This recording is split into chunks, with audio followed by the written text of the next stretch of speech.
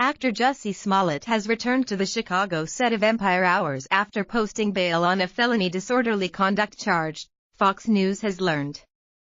Fox Entertainment and 20th Century Fox Television would not confirm if Smollett was back on set. Earlier on Thursday, they said, "We understand the seriousness of this matter and we respect the legal process. We are evaluating the situation and we are considering our options." Smollett walked out of the Cook County Jail in Chicago on Thursday afternoon, about 2 hours after a hearing in which the judge set his bond at $100,000. Taking a stern tone, the judge called his alleged staging of a hate crime outrageous. Chicago police blast Jussie Smollett phony attack.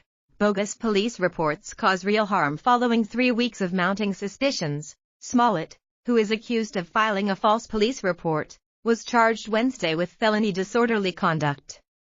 He turned himself in at central booking early Thursday. If convicted, he'll face up to 3 years in prison. Chicago police laid out their case against Smollett Thursday morning, accusing the TV star of orchestrating an elaborate hoax via 2 bogus hate crimes, one employing an alleged attack, and one involving a threatening letter, all in order to secure a pay raise. Chicago Police Superintendent Eddie Johnson said Smollett orchestrated a phony attack in order to take advantage of the pain and anger of racism to promote his career. Empire actor Jussie Smollett's bond set at $100,000. Judge calls evidence against him outrageous. Chicago PD, "I'm left hanging my head and asking why," a visibly upset Johnson told reporters. "Why would anyone, especially an African American man, use the symbolism of a noose to make false accusations? How could someone look at the hatred and suffering associated with that symbol? How can an individual who has been embraced by the city of Chicago turn around and slap everyone in the city by making this foul SE claim?" He added, "Bogus police reports cause real harm." Smollett told police he was attacked by 2 masked men as he was walking home from a Subway sandwich shop around 2 a.m. on January 29. The actor, who is black and gay, said the men beat him, made derogatory comments and yelled, "This is MAGA country," in apparent reference to President Trump's campaign slogan, "Make America Great Again," before fleeing. Why would anyone, especially an African American man, use the symbolism of a noose to make false accusations? Chicago Police Superintendent Eddie Johnson. Jussie Smollett's celebrity supporters largely silent after Chicago police blast Empire actor's hoax, but this isn't how prosecutors and police say things actually unfolded. Prosecutors said at the actor's bond hearing on that Smollett misled police and the public to believe that his attackers were white when he told police his primary attacker was wearing a ski mask that only exposed the area around his eyes. Police cite Smollett hired 2 black men to help him carry out the hoax. According to prosecutors, Smollett told the 2 brothers to attack him, shout out the MAGA line, and put a rope around his neck. Jussie Smollett's alleged Chicago attack details unfold. A timeline of events video. He instructed them to get his attention by yelling Empire F and Empire N and instructed them to give him a chance to appear to fight back, Assistant State Attorney Risa Lanier said. Lanier said he provided them with $100 to purchase a red hat. The MAGA slogan is often found on red ball caps, masks and gloves. Superintendent Johnson said police found the check that Smollett used to pay the brothers to fake the beating, adding that he paid them $3,500 for the 2 of them in total, and then $500 upon return. He said the attack was staged and, as far as we can tell, the scratching and bruising that you saw on Smollett's face was most likely self-inflicted. Absolute justice would be an apology to the city that he smeared, admitting what he did, and then be man enough to offer what he should offer up in terms of all the resources that were put into this. Chicago Police Superintendent Eddie Johnson. Johnson was also incensed at the spotlight the incident put on his town for the past 3 weeks. "This is shameful because it painted the city that we all love and work hard in a negative connotation," he said. To insinuate and stage a hate crime of that nature when he knew that as a celebrity he'd get a lot of attention. It's despicable. It makes you wonder what's going through someone's mind. Video. Cook County State's attorney recuses herself from Jussie Smollett case as a black man, who spent his entire life living the city of Chicago. I know the racial divide that exists here. I know how hard it's been for our city and our nation to come together, he said. Johnson added that absolute justice would be an apology to this city that he smeared, admitting what he did and then be man enough to offer what he should offer up in terms of all the resources that were put into this. Empire is shot in Chicago and follows a black family as they navigate the ups and downs of the recording industry. Lr. Taraji P. Henson and Jussie Smollett in the Treasons, Stratagems, and Spoils episode of Empire.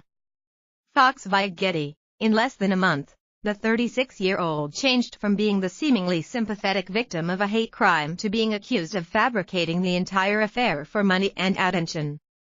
The felony charge emerged on the same day detectives and the two brothers, who were initially viewed as suspects, testified before a grand jury. Smollett's attorneys met with prosecutors and police, but it was unknown what they discussed or whether Smollett attended the meeting. CNN's Dom Lemon. It's not his fault. Jussie Smollett lost in the court of public opinion. In a statement to Fox News on Wednesday, Smollett's attorneys Todd Pugh and Victor Henderson said the actor enjoys the presumption of innocence, particularly when there has been an investigation like this one where information, both true and false, has been repeatedly leaked. They did not provide further comment when contacted by Fox News on Thursday. Police said the investigation shifted after they questioned the two brothers who were in the area that morning. Police said Thursday that Smollett spoke to the brothers an hour before and an hour after he says they helped the actor stage last month's attack.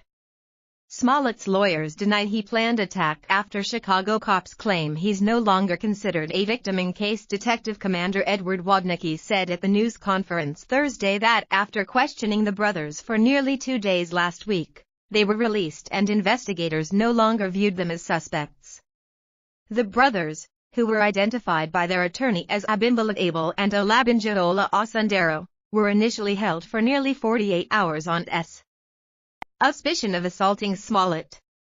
Police said one of the men had worked on Empire, and Smollett's attorneys said one of the men is the actor's personal trainer, whom he hired to help get him physically ready for a music video. The actor released his debut album, Some of My Music, last year. Investigators said they have phone records that show there were extensive communications between Smollett and the brothers. Lanier said Thursday afternoon that one of the brothers, Abel, was a source of designer drugs, including Molly, for the actor.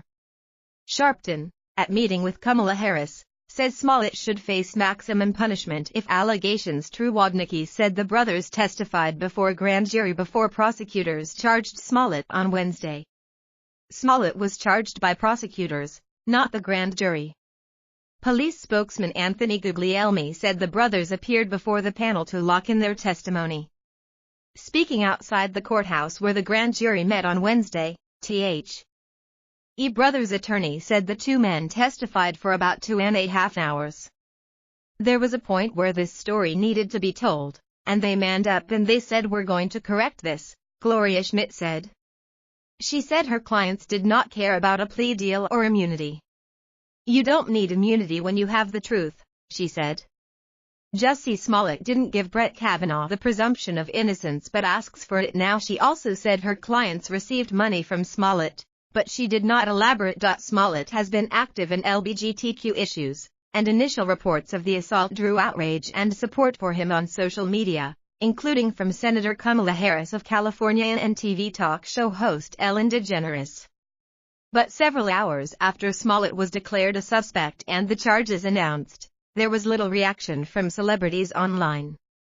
Video Trump slams Jussie Smollett for smearing supporters with racist and dangerous comments. Smollett has a record, one that earns giving false information to police when he was pulled over on suspicion of driving under the influence. He later pleaded no contest to a reduced charge and took an alcohol education and treatment program. The Associated Press contributed to this report.